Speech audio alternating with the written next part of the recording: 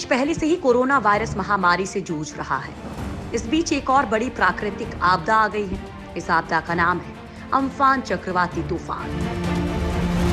ये तूफान लगातार भयंकर रूप लेता जा रहा है और इससे ओडिशा, पश्चिम बंगाल और बांग्लादेश के तटीय क्षेत्रों में रहने वाले लाखों लोगों के लिए बड़ा संकट है।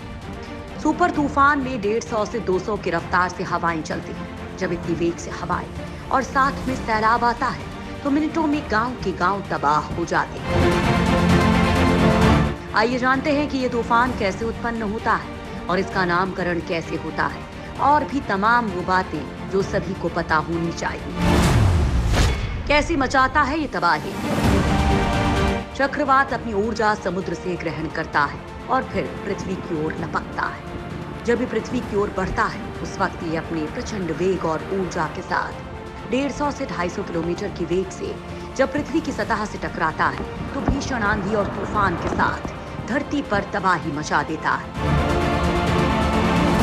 ये तबाही इतनी भयंकर होती है कि बहुमंजिला इमारतें ताश के पत्तों की तरह भरभरा कर गिर जाती हैं। पानी के वेग से सड़कें फट जाती हैं।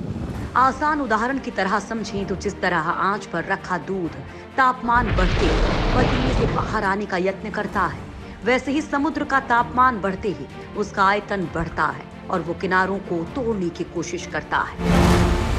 ईंधन की तरह काम करती हैं गर्म हवाएं।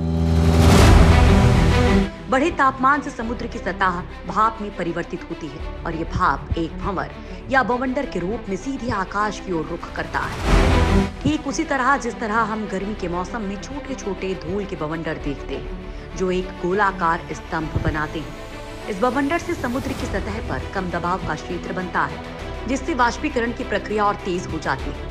हवा गर्म होकर जैसे ही ऊपर उठती है आसपास की ठंडी हवा खाली जगह भरने को आ जाती है। यह हवा भी गर्म हो जाती है और अपने साथ पानी लेकर ऊपर उठती है। इस तरह लगातार ऊपर उठती हवाएं पानी के बादलों का कुंडली की तरह एक वृत्त बना लेती हैं जो एक चक्र की तरह घूमने लगता है। इस तरह बने ये चक्रवात एक बड़े इंजन की तरह होते हैं जिनके लिए गर्म और नर्म हवाएं ईंधन का काम करती हैं। तूफान पर यह बात है बेहद खास। रोचक बात यह है कि भूमध्य रेखा से ऊपर बनने वाले चक्रवात घड़ी की विपरीत दिशा में घूमते हैं, वहीं भूमध्य रेखा से नीचे बनने वाले चक्रवात घड़ी की दिशा में घूमते हैं। इसकी वजह पृथ्वी का अपनी धुरी पर घूमना है। विज्ञान में इनका नाम उष्णकटिबंधीय चक्रवात यानी कि ट्रॉपिकल साइक्लोन है, लेकिन बोलने की भाषा में इनके दो नाम हैं। जो अटलांटिक या पूर्वी प्रशांत महासागर से उठते हैं उन्हें हरिकेन यानी कि तूफान कहा जाता है और हिंद महासागर से उठने वाले चक्रवातों को चक्रवात के नाम से ही बुलाया जाता है।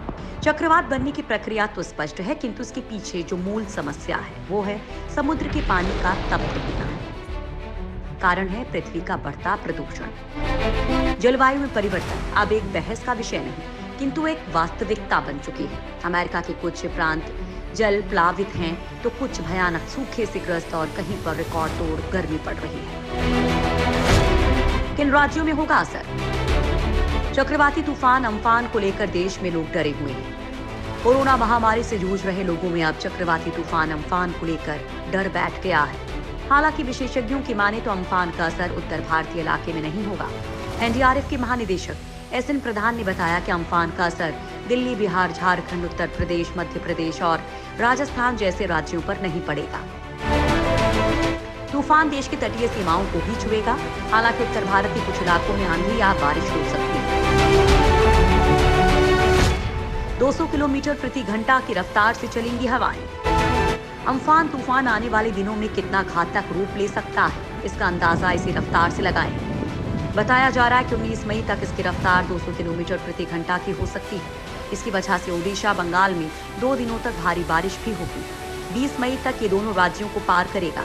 चक्रवाती तूफान की गति और क्षमता को देखते हुए राज्य सरकार ने दिन में केंद्र सरकार से अनुरोध किया कि वो अम्फान के रास्ते से होकर गुजरने वाली सभी श्रमिक स्पेशल ट्रेन्स को अस्थायी तौर से स्थगित कर दे।